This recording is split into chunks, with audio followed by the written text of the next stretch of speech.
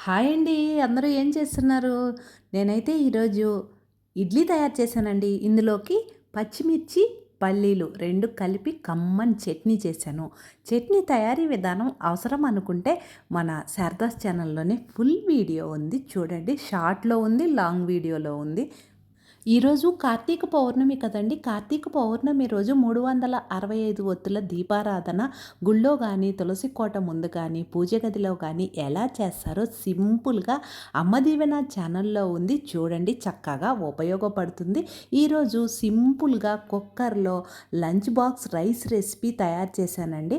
అంటే పిల్లలకి ఇష్టమైనటువంటి కూరగాయ ముక్కలు వేసి చక్కగా చేస్తే ఇష్టంగా తింటారు.